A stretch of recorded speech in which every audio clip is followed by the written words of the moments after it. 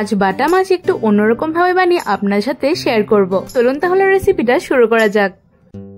প্রথমে একটা পেস্ট বানানোর জন্য লাগছে হাফ টিস্পুন জিরে, 2 টিস্পুন সরষে, 3-4টি শুকনো লঙ্কা, ঝাল অনুযায়ী কাঁচা লঙ্কা, 1 ইঞ্চ আদা আর ধনেপাতার ডাঁটাগুলো, সাথে সামান্য একটু জল দিয়ে ভালো করে একটা পেস্ট বানিয়ে নিতে হবে।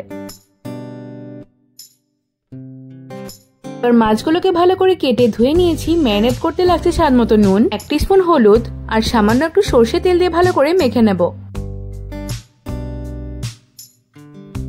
এবার মাছগুলোকে ভাজার জন্য 1.5 টেবিলস্পুন সরষে তেল গরম করে নেব। তেল গরম হয়ে এসেছে, এবার এক এক করে মাছগুলোকে দিয়ে ভালো করে মিডিয়াম ফ্লেমে ফ্রাই করে নিতে হবে।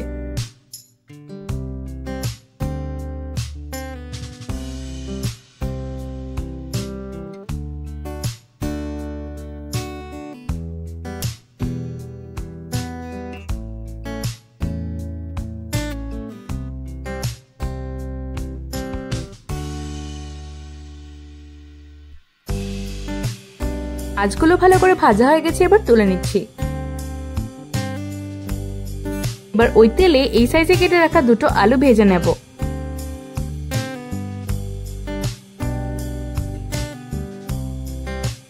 দেব স্বাদ মতো নুন।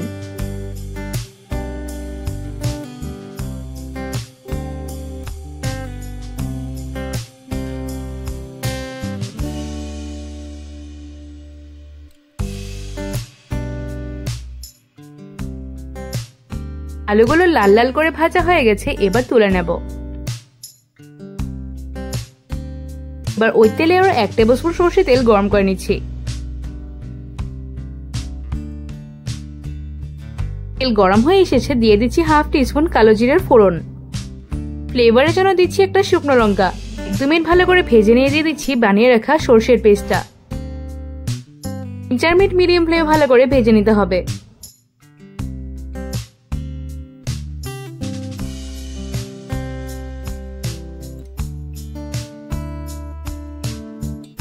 দিচ্ছি স্বাদ মতো নুন, হাফ টিস্পুন হলুদ আর 1 টিস্পুন লঙ্কা গুঁড়ো। এবার মিডিয়াম ফ্লেমে মশলাটাকে ভালো করে কষে নিতে হবে।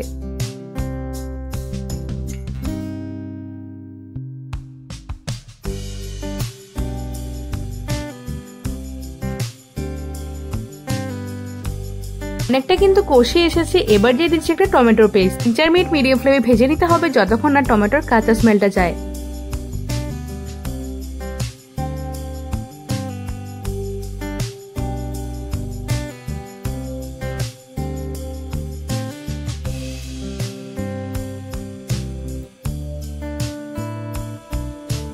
দেখুন কি সুন্দর মশলা থেকে তেল ছাড়া শুরু করেছে।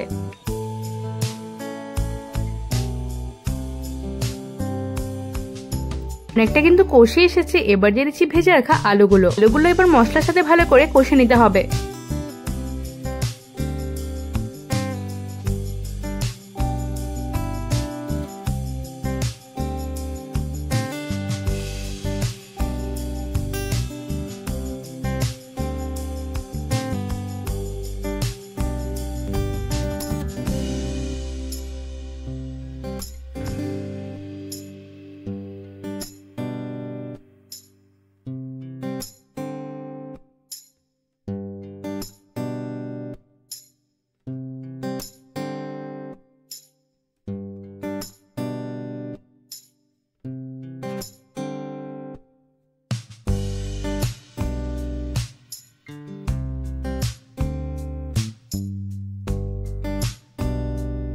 ভালো করে কষানো হয়ে গেছে, এবার দিয়ে দিচ্ছি পরিমাণ মতো জল।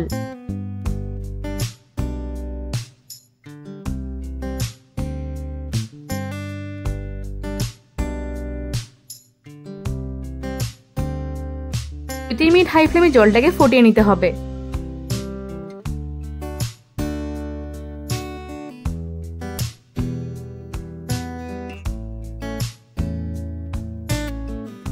জল অনেকটা ফুটে এসেছে, এবার দিয়ে দিচ্ছি ভেজে রাখা মাছগুলো। মাছগুলো দিয়ে আরো 2-3 মিনিট হাই ফ্লেমে জলটাকে ফুটিয়ে নিতে হবে।